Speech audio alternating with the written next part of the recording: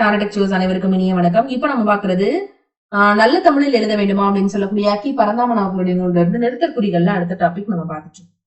So ஆங்கில முறையில் நாள், திங்கள், ஆண்டு இவற்றை குறிக்கும் போது கீழ்கண்டவற்றை எப்படி கால்குடிடணும் அப்படின்னா 15 ஆகஸ்ட் 1954 நம்பருக்கு ஒரு தடவை, மாதத்துக்கு ஒரு தடவை, ஆண்டு முடிச்சு புள்ளி. தமிழ் முறையில 1954ஆம் ஆண்டு ஆகஸ்ட் திங்கள் 15ஆம் நாள் அப்படின்னு நம்ம தமிழ்ல எழுதுவோம். சரிங்களா? திருவள்ளுவர் ஆண்டு அந்த 31 அதை குறிச்சு எழுதுவோம்.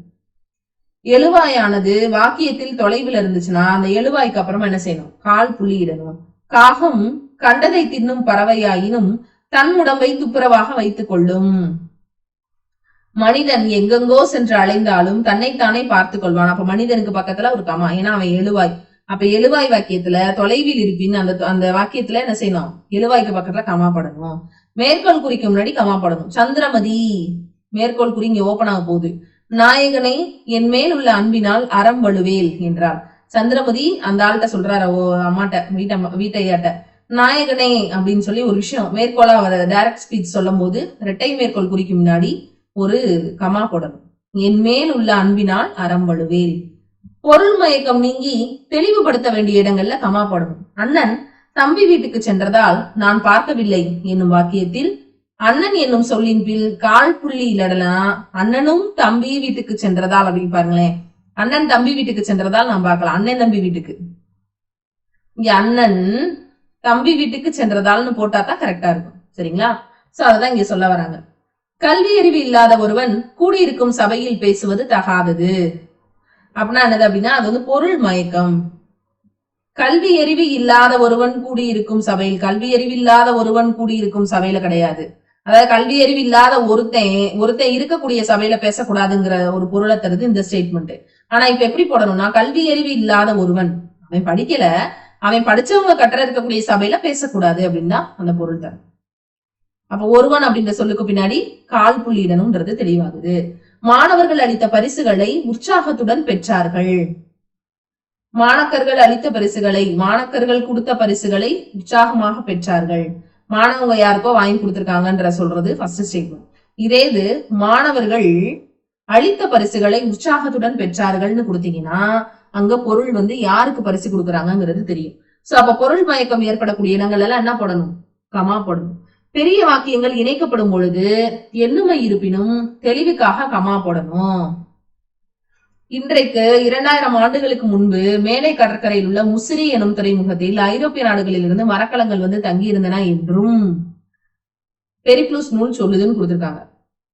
2 சொல் இணைக்கப்படக்கூடிய இடத்துல என்ன செய்யணும்? கமா போடணும். இப்ப பாருங்க, இன்றைக்கு 2000 ஆண்டுகளுக்கு முன்பு மேலை கரையில் உள்ள முசிறி எனும் துறைமுக பட்டணத்தில், இங்க போட்டாலும் கரெக்ட் தான், ஐரோப்பிய நாடுகளில் இருந்து மரக்கலங்கள் வந்து தங்கி இருந்தன என்றும் அங்கே மரக்கலங்கள் தங்குவதற்கு வசதிகள் இருந்தன என்றும் பெரிப்ளூஸ் என்னும் நூல் சொல்லுது. அடுத்து பாருங்க, இதெல்லாம் வந்து பயிற்சி. இது என்ன செய்யணும் அப்படின்னா நம்ம வந்து பண்ணி பாக்குறதுக்காக என்ன செஞ்சிருக்காங்கன்னு கொடுத்திருக்காங்க. காகம் சித்திரை, வைகாசி, ஆனி மாதங்களில் கூடு கட்டி முட்டையிடும். காகக்கு பக்கத்துல கமா போட்டா போதும். சித்தரஞ்சனதாசர் என் தந்தையார் பட்ட கடன் முழுதும் தீர்த்து விடுவேன் என்றார். இங்க ஒரு கமா போடணும். ஏன்னா இரட்டை மேற்கோள் குறிக்கும் முன்னாடி கமா போடும். தலையே நீ வணங்காய். வீதியில் நடப்பவர்கள் நடைமேடை இருந்தால் அவற்றில் மேல் நடந்து செல்லட்டும். வீதியில் நடப்பவர்கள் கமா. தம்பி உனக்கு மணி பார்க்க தெரியுமா? கூப்பிடுறாங்க. மண்ணே மாமணியே மழப்பாடியுள் மாணிக்கமே. அந்த ஆச்சரிய குறிகள்லாம் கரெக்டா போடுற மாதிரி என்ன செஞ்சிருக்காங்கன்னா கொடுத்திருக்காங்க. அடுத்து அரைப்புள்ளி. ஒரு வாக்கியத்தில் ஒரே எழுவாய் பல பயனிலைகளை கொள்ளுமானால் இடையிலுள்ள பயனிலைகளுக்கு பக்கத்துல அரை புள்ளி போடணும்பா. அதுதான் மெயினான மேட்டர். பெரும்பாலோர் வயிற்றளவை மீறி உண்பர், பசியாலும் உண்பர், கிடைத்த போதெல்லாம் உண்பர், நாவிற்காக உண்பர், வாய் நார, வயிறு நார, குடல் நார, மலம் வைத்தும் உண்பர் அப்படின்னு சொல்லி சுத்தானந்த பாரதியார் சொல்றாரு. சோ அப்ப இங்க என்ன எதுக்காக சொல்றாங்கன்னா ஒரே ஒரு எழுவாய் தான், பெரும்பாலானோர் அப்படின்ற ஒரு எழுவாய் தான் பல பயனிலைகளை கொண்டு முடியும் போது இடையில இருக்கக்கூடிய பயனிலைகளுக்கு பக்கத்துல அரை புள்ளி போடணும். இம்முனிவர் ஒரு கல்வி களஞ்சியும் கேள்வி குவியல். இந்த முனிவர்ன்றது ஒரு எழுவாய்.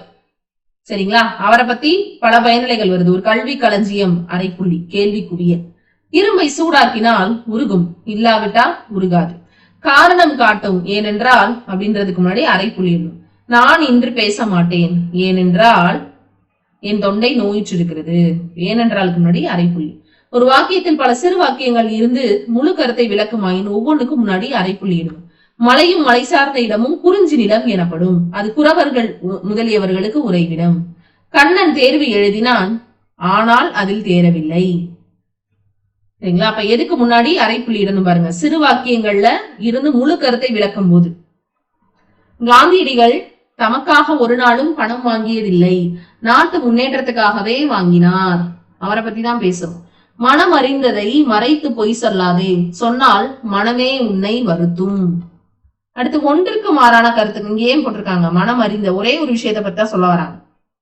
அப்படி செஞ்சா என்ன நடக்கும்ங்கிறத செகண்ட் ஸ்டேட்மெண்ட்ல சொல்றாங்க. ஒன்றுக்கொன்று மாறான கருத்துக்களை கொண்ட சிறு சிறு வாக்கியங்கள் சேர்ந்து முழு கருத்தை விளக்குமானால் ஒவ்வொரு சிறு வாக்கியத்துக்கு முன்னாடி அரை புள்ளி போடணும். மலர்களோ மோந்தால் வாடும், விருந்தாளிகளோ முகம் கோடினும் வாடி விடுவர். ஒன்னோட ஒண்ணு ரிலேட்டடான ஸ்டேட்மெண்ட்ஸ் தானே. இப்ப பாருங்க, மோந்து போனதாலே என்ன செஞ்சிடும்? வாடிடும் பூ. சரிங்களா?